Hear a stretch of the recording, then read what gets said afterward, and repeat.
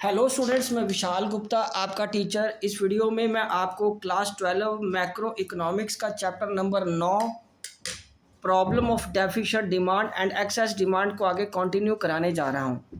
Students, अब इसमें हम डिस्कस करेंगे कि प्रॉब्लम ऑफ डेफिशिएंट डिमांड क्या होती है। ये हमारा इस वीडियो का टॉपिक है। तो सबसे पहले अंडरस्टैंड करते हैं कि डेफिशिएंट डिमांड क्या होती है। Deficient demand means deficiency of aggregate demand, मतलब कमी है एग्रीगेट डिमांड में, मतलब टोटल डिमांड में। Demand is said to be deficient when it is lower than what is required. ये डेफिशिएंट तब कही जाएगी जब वो लोअर है जितनी होनी चाहिए। कितनी होनी चाहिए? जितना कि फुलर यूटिलाइजेशन ऑफ रिसोर्सेज के लिए होनी चाहिए। ठीक है जी। So AD is deficient when it does not permit fuller utilization of the production capacity. जब वो fuller utilization of production capacity नहीं कर पा रही, मान लीजिए 100 केजी प्रोड्यूस करने की कैपेसिटी है और डिमांड सिर्फ 80 या 70 केजी की आ रही है, मतलब एनीथिंग लेस देन 100 आ रही है डिमांड, तो वो डेफिशिएंट डिमांड कहलाएगी। And AD is deficient when there is an excess capacity in the economy. जब एक्सेस कैपेसिटी है इकोनॉमी में, according to Keynes, AD is deficient when it is less than AS। AD हम तब deficient मानते हैं जब AS से less है, मतलब AD is less than AS, या यूं कह लीजिए कि AS greater than AD। So AD falls short of its full employment level. तो इस केस में वो AD कम रह रही है जितनी कि फुल एम्प्लॉयमेंट के लिए चाहिए होती है। ठीक है स्टूडेंट्स, तो चलिए आगे हम बात करते हैं इसकी डायग्रामेटिक प्रेजेंटेशन पे। ये देखिए, ये है वाई एक्सिस और ये है एक्स एक्सिस। वाई एक्सिस पे हमने एग्रीगेट डिमांड लिया है, एक्स एक्सिस पे इनकम है, और ये 45 डिग्री का जो लाइन है वो line of reference of income. ठीक है जी। और ये जो नीचे वाली हमारी AD है ये प्लान है और ऊपर वाली है फुल एम्प्लॉयमेंट पे। तो इसका मतलब फुल एम्प्लॉयमेंट पे हम ऊपर वाले लेवल पे होने चाहिए थे, लेकिन डिमांड में कमी होने की वजह से हमें कम प्लान करना पड़ रहा है। ये इसको फिर मैं वही बता दूं कि जैसे ये 100 केजी पे था और ये 80 केजी हमें प्लान करना पड़ रहा है यदि, ठीक है जी, तो फिर वो क्या हो जाएगा? डेफिशिएंट। तो उसको हम फिर क्या बोलेंगे कि ये डेफिशिएंट हो गया। ठीक है जी। ये हमारा 100 फुल एम्प्लॉयमेंट पे आता था, 80 हमने बना दिया प्लान्ड का, बिकॉज डिमांड में कमी है। तो ये डायग्रामेटिक प्रेजेंटेशन है डेफिशिएंट डिमांड की। तो अब हम आगे बात करते हैं कॉजेज क्या है डेफिशिएंट डिमांड में, किस वजह से डिमांड कम होती है। हमें पता है कि दो सेक्टर इकोनॉमी कौन सी है। दो सेक्टर इकोनॉमी की पहले बात करेंगे, वो है in closed economy. Deficiency of AD occurs largely due to two factors. पहला, reduction in the private consumption expenditure. Private consumption expenditure is an important component of aggregate demand. Reduction in the private consumption expenditure causes a serious deficiency in aggregate demand. जो private consumption expenditure है जब वो कम हो जाता है तो वो एक डेफिशिएंसी ऑफ डिमांड क्रिएट करता है। प्राइवेट कंजम्पशन एक्सपेंडिचर में reduce owing to several reason. वो बहुत सारे रीजंस की वजह से होता है, बट मेन रीज़न होता है इंक्रीज इन सेविंग, कि लोग सेविंग करना शुरू कर देते हैं कंजम्पशन की बजाय। इस वजह से जो प्रोपेंसिटी टू सेव है वो बढ़ जाती है और प्रोपेंसिटी टू कंज्यूम कम हो जाती है। उसके बाद reduction in private investment expenditure. Private investment expenditure is the other important component of aggregate demand. It may reduce in situations of poor business expectation. It may reduce in situations of poor business expectations का मतलब ये है कि यहाँ business में होने वाली expectations उनको कम है कि आने वाले समय में प्रॉफिट कम होगा, इसलिए इन्वेस्टमेंट कम हो रही है। ठीक है, ये दो रीजन थे जहां क्लोज्ड इकोनॉमी थी, टू सेक्टर इकोनॉमी। अब हम अगले वो रीजंस पता करेंगे फोर सेक्टर इकोनॉमी में, जहां ओपन इकोनॉमी में। ठीक है, कौन से फैक्टर कंट्रीब्यूट करते हैं डेफिशिएंसी ऑफ एग्रीगेट डिमांड को। पहला है reduction in the government expenditure. So the government may cuts its expenditure, consumption expenditure or investment expenditure. This may be because of the budgetary constraints of the government. ये किस वजह से है? Budget के constraints की वजह से होता है गवर्नमेंट के, जो गवर्नमेंट का रिडक्शन एक्सपेंडिचर होता है। A cut in the government expenditure leads to cut in aggregate demand. जब गवर्नमेंट अपना खर्चा कम कर लेती है बाय वे ऑफ सब्सिडीज का कम कर देती है, या डिफेंस पे खर्चा कम करती है, या जनरल पब्लिक के वेलफेयर पे खर्चा कम होना शुरू हो जाता है गवर्नमेंट का, तो डिमांड भी कम हो जाती है। और उसका अगला रीज़न क्या हो सकता है, एक और है decline in export. Yes, open economy में एक्सपोर्ट इंपोर्ट अलाउड होते हैं, इसलिए जब एक्सपोर्ट हमारा कम हो जाता है तब भी डिमांड हमारी कम हो जाती है, aggregate demand. A fall in the export implies a fall in the expenditure on the domestically produced goods and services. This leads to the fall in aggregate demand. ठीक है जी। और राइज इन इम्पोर्ट, यस, जब import rise होता है when international prices are lower than the domestic prices. जब हमारी economy में, हमारे डोमेस्टिक इकोनॉमी में, डोमेस्टिक मार्केट में प्राइसेस ज़्यादा है और इंटरनेशनल मार्केट में प्राइसेस कम हो रहे हैं, तब हम इंपोर्ट करते हैं। Imports are a negative component. Imports आपको पता है एक तरह का ये नेगेटिव कंपोनेंट है एग्रीगेट डिमांड का। Accordingly rise in import leads to fall in aggregate demand. क्योंकि हमें इंपोर्ट करना पड़ रहा है इसलिए डिमांड फॉल हो जाती है, कम हो जाती है। Increase in tax rate. Increase in tax rate leaves lesser disposable income with the people. It reduces their capacity to spend even when their propensity to spend remains the same. Lower disposable income means lower level of aggregate demand.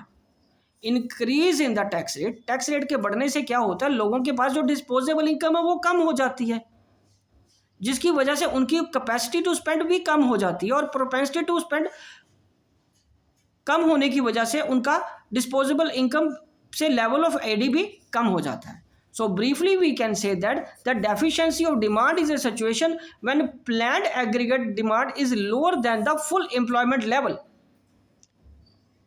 It is indicated by the downward shift of the aggregate demand function. The possible reasons are reduction in C, reduction in I, reduction in G, reduction in X, and rise in M and rise in taxation. तो मैं ये C, I, G, X, M, A define करूं? चलिए ठीक कर देता हूँ, आप खुद देखिए। सी क्या होता है, सी कंजम्पशन होता है। आई क्या होता है, इन्वेस्टमेंट होता है, ठीक है। जी गवर्नमेंट एक्सपेंडिचर होता है। एक्स एक्सपोर्ट हो गया, और आई एम इंपोर्ट को सिग्निफाई करता है, ठीक है जी। तो रिडक्शन इन कंजम्पशन की वजह से, रिडक्शन इन इन्वेस्टमेंट एक्सपेंडिचर की वजह से, रिडक्शन इन गवर्नमेंट एक्सपेंडिचर की वजह से, रिडक्शन इन एक्सपोर्ट की वजह से, राइज इन इंपोर्ट की वजह से, और टैक्सेशन के रेट बढ़ने की वजह से आपकी डिमांड कम होती है, एग्रीगेट डिमांड, ठीक है जी।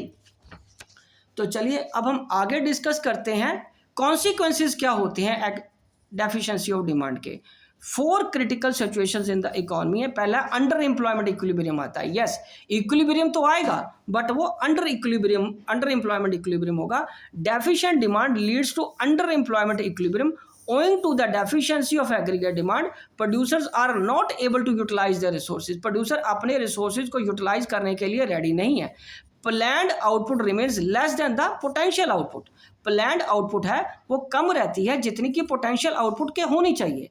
Accordingly, underemployment equilibrium is struck in the economy. For example, जैसे ये y axis है, ये x axis है, x axis पे income है और y axis पे मैंने क्या लिया है, एग्रीगेट डिमांड। जाहिर है वहीं आना था। और ये 45 डिग्री का point of reference for income, ठीक है, इनकम को रिप्रेजेंट कर रहा है, ओके। और ये आपका प्लैंड कम है और फुल वाला एम्प्लॉयमेंट वाला एग्रीगेट डिमांड ऊपर है। नेचुरली ये जो गैप है ये डेफिशिएंसी ऑफ डिमांड है। ये पॉइंट ऑफ अंडर इक्विलिब्रियम, यहाँ पे अंडर इक्विलिब्रियम वाला पॉइंट है ये। और ये जो पॉइंट है ये मान लो P है या ये P1 है, ठीक है। अंडर एम्प्लॉयमेंट इक्विलिब्रियम यहाँ पे और फुल एम्प्लॉयमेंट इक्विलिब्रियम हमारा इस पॉइंट को इनकम पे आएगा, ठीक है जी। चलिए चलो अब हम आगे बात करते हैं। स्टूडेंट्स ये डायग्राम्स बहुत सिंपल हैं, आप इसको खुद बना के देखिए, इजीली बन जाएंगी। सो डिफ्लेशनरी गैप भी आता है। कॉन्सिक्वेंसेस का दूसरा कॉन्सिक्वेंसेस क्या है, डिफ्लेशनरी गैप आ जाएगा। Deficiency of demand creates deflationary gap in the economy. It is a situation when lack of demand leads to deflationary pressure in the economy. Inducement to investment is hurt.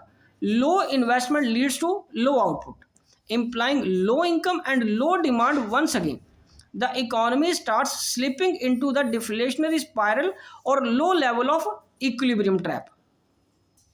ठीक है जी, deflationary pressure होने की वजह से inducement to investment हट, क्योंकि demand नहीं होने की वजह से कीमतें कम हो जाती हैं। कीमतें कम हो जाने की वजह से क्या होता है, आगे इन्वेस्टमेंट नहीं हो पाती।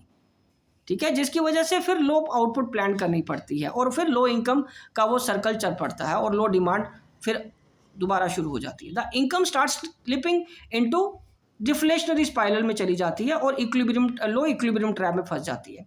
सो deflationary gap is measured as the difference between AD corresponding to the full employment and planned AD which is lower than the full employment, जो कि लोअर फुल एम्प्लॉयमेंट से लोअर लेवल पे होती है। जैसे ये देखिए, प्लान्ड हमारा नीचे है और फुल वाला ऊपर है, तो हम तो ये प्लान करके चल रहे हैं ना, तो ये डेफिशिएंट डिमांड है और इसको हम डिफ्लेशनरी गैप बोलते हैं।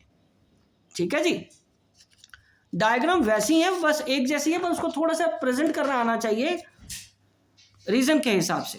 उसके बाद undesired stock, undesired stocks, yes it is a situation of low aggregate demand. Consequences का है कि अनडिजायर्ड स्टॉक हो जाते हैं बिकॉज डिमांड लो है, producers are not able to sell all what they plan to sell, जो उन्होंने plan किया था सेल करने का वो नहीं सेल कर पा रहे। Accordingly undesired stocks tends to pile up, और वो पाइल अप हो जाएंगे, स्टॉक उनका बढ़ता जाता है। Clearance of undesired stock often leads to fall in prices, वो फॉल इन प्राइसेस की वजह से हो जाएगा।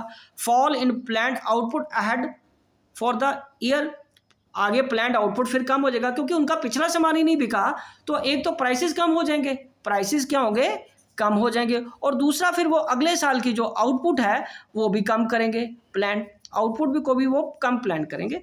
ठीक है जी, क्योंकि उनका पिछला सामान ही नहीं बिक रहा डिमांड नहीं होने की वजह से।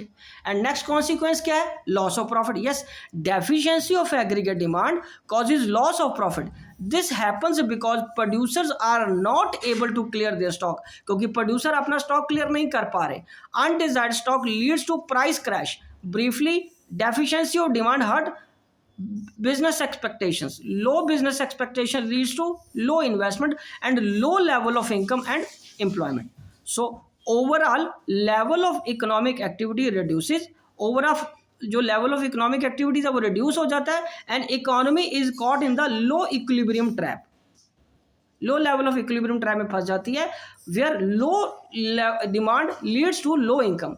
लो डिमांड की वजह से फिर इनकम लो हो जाती है and low income leads to low demand, और वही विशियस सर्कल फिर चल पड़ता है। तो डिमांड का, मांग का इकोनॉमी में होना बहुत ज़रूरी है इकोनॉमी को सुचारू रूप से चलाने के लिए।